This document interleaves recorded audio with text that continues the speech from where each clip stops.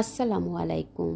কেমন আছেন বন্ধুরা? আল্লাহর রহমতে আলহামদুলিল্লাহ আমি অনেক অনেক ভালো আছি। বন্ধুরা, আজ ভীষণ লোভনীয় স্বাদের একটা রেসিপি তৈরি করব।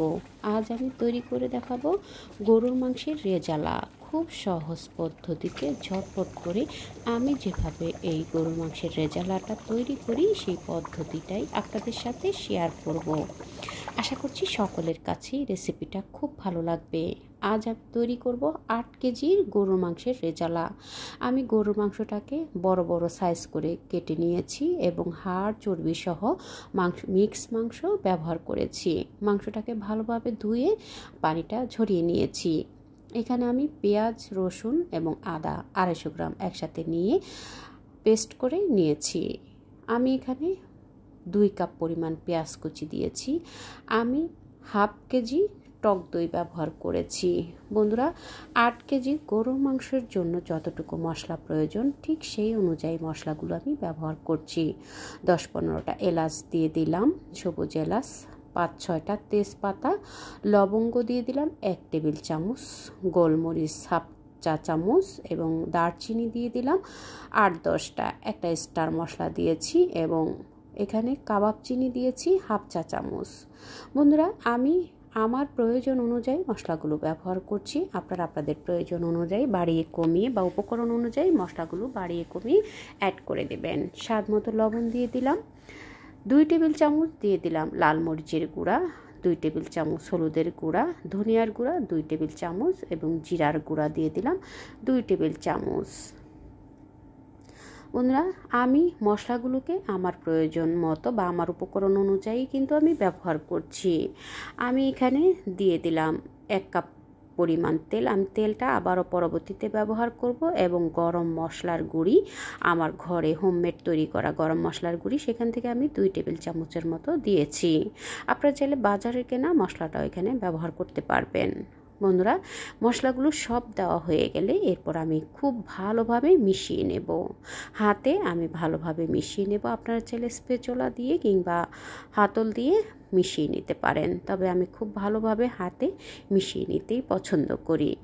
ভালোভাবে মিশিয়ে নেওয়ার পরে হাতটা ধুয়ে 1 কাপ পরিমাণ পানি আমি এখানে দিয়ে দেব। আর কোনো পানি আমি ব্যবহার করব না। এই জাস্ট 1 কাপ পরিমাণ পানি আমি এখানে দিয়েছি। দিয়ে আবার একটু ভালোভাবে নেড়ে মিক্স করে দিয়ে আমি ঢাকনা দিয়ে ঢেকে 1 ঘন্টা রেস্টে রেখে দেব। 1 ঘন্টা পরে আমি চুলায় বসিয়ে দিয়েছি। চুলায় বসিয়ে 10 মিনিট হাই হিটে জাল করে নিয়েছি। 10 মিনিট হাই হিটে জাল করার পরে মাংস থেকে আরও পানি বেরিয়ে গেছে। বন্ধুরা, আপনারা চেষ্টা করবেন আরও বড় হাঁড়িতে রান্নাটা বসাতে। তো আমার যেহেতু 8 কেজি মাংস, আমার হাঁড়িটা সেই তুলনায় একটু ছোট হয়ে গেছে। তো আমি একটু কষ্ট করেই বেড়ে দিচ্ছি, কিন্তু মাংসটা আস্তে আস্তে রান্না হতে হতে যখন ঝোলটা শুকিয়ে আসবে তখন কিন্তু আর কোনো প্রবলেম হবে না। তো বন্ধুরা, এভাবে করে 10 মিনিট জাল করার পরে নেড়ে দিয়ে এরপর আমি ঢাকনা দিয়ে ঢেকে আমি মিডিয়াম আঁচে করে 40 থেকে 45 মিনিট রান্না করে নেওয়ার পরে দেখুন অনেকটুকু ঝোল কিন্তু শুকিয়ে গেছে। মাংসটাও কিন্তু প্রায় 80%-এর মতো কুক হয়ে গেছে। বন্ধুরা, আমি কিন্তু মাংসের টুকরোগুলো একদম বড় বড় সাইজ করেই কেটে রান্না করছি। আপনারা চাইলে কিন্তু রেগুলার কাট করেও কিন্তু কেটে নিতে পারেন। ঝালের জন্য আমি এখানে আরও কিছু কাঁচামরিচ ব্যবহার করেছি এবং এখানে আমি 4টা টমেটো একটু কেটে দিয়েছি।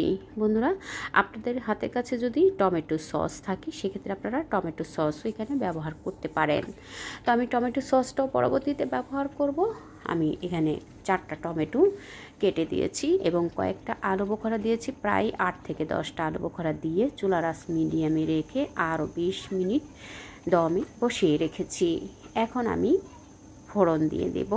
ফোড়ন দেওয়ার জন্য আমি সরিষার তেলটাই ব্যবহার করেছি। আমি এখানে 1 কাপ পরিমাণ সরিষার তেল এবং 4-5টা শুকনো মরিচ, একটা বড় আস্ত রসুন এবং 3টা পেঁয়াজ কুচি করে দিয়ে পেঁয়াজটাকে বেরেস্তা করে ভেজে নিচ্ছি। 1 চা চামচ আস্ত জিরা দিয়েছি। বন্ধুরা, আপনারা চাইলে আস্ত জিরাটা স্কিপ করতে পারেন, তবে আমার কাছে কিন্তু আস্ত জিরার ফ্লেভারটা বেশ ভালো লাগে। যখন এরকম বেরেস্তা কালার হয়ে আসবে ঠিক সে সময় আমি ফোড়নটা দিয়ে দিয়েছি। ফোড়নটা দিলে কিন্তু খুব সুন্দর একটা ফ্লেভার ছড়িয়ে যায়, খুব সুন্দর ফ্লেভারটা কিন্তু পুরো ঘরে ছড়িয়ে গেছে। ফোড়নটা দেওয়ার পরে আবার একটু ভালোভাবে নেড়ে দিচ্ছি। বন্ধুরা, কালারটা দেখে নিশ্চয়ই বুঝতে পেরেছেন, কালারটা কিন্তু ভীষণ সুন্দর এসেছে, ভীষণ আকর্ষণীয় একটা কালার এবং ফ্লেভার এসেছে। ঠিক এই পর্যায়ে আসার পরে আমি এখানে হাফ কাপ টমেটো সস দিয়ে দিলাম। বিফ রেজালাতে একটু টমেটো সস ব্যবহার করলে রেজালার কালার এবং খেতে কিন্তু ভীষণ ভালো লাগে। মাংসটা খুব সুন্দর সফট হয়ে আসে, কালারটা খুব সুন্দর হয়। তো বন্ধুরা, হাফ কাপ টমেটো সস আমি দিয়ে দিলাম। দিয়ে একেবারে মাংসটা মাখা মাখা হয়ে আসা পর্যন্ত আমি চুলাতে বসিয়ে রাখবো। এতে করে মাংসটা ভেতর থেকে খুব সুন্দর জুসি হবে, উপরটাও কিন্তু সুন্দর সফট হবে। তো বন্ধুরা, দেখলেন তো কত সহজে কিন্তু আমার রান্নাটা কমপ্লিট হয়ে গেল। আমি এখানে অফ ক্যামেরাতে আরও 1 টেবিল চামচের মতো গরম মশলার গুঁড়ি দিয়েছিলাম। আমার ভিডিওটা অন করতে ভুলে গিয়েছিলাম, তার জন্য সরি চেয়ে নিচ্ছি। তো বন্ধুরা, দেখলেন তো কত সহজেই কিন্তু তৈরি হয়ে গেল গরুর মাংসের রেজালা। আপনারাও চাইলে এভাবে করে গরুর মাংসের রেজালাটা তৈরি করে নিতে পারেন। বন্ধুরা, কেমন লাগলো আমার এই গরুর মাংসের রেজালার রেসিপি? আশা করছি সকলের কাছেই রেসিপিটা ভালো লেগেছে। ভালো লেগে থাকলে আপনারাও ট্রাই করবেন এবং ফ্যামিলি ফ্রেন্ডসকে দেখার সুযোগ করে দেবেন, টাইমলাইনে শেয়ার করে দিয়ে। বন্ধুরা, রেসিপিটা যদি আপনাদের মনে একটু জায়গা করে নেয়, প্লিজ বন্ধুরা একবার হলো ট্রাই করবেন। কেমন হলো কমেন্টস করে জানাবেন। আপনাদের লাইকস এবং কমেন্টস আমার নিত্য নতুন রেসিপি তৈরি করতে ভীষণ উৎসাহ দেয়। পরবর্তী রেসিপি দেখার আমন্ত্রণ রইল। আল্লাহ হাফিজ।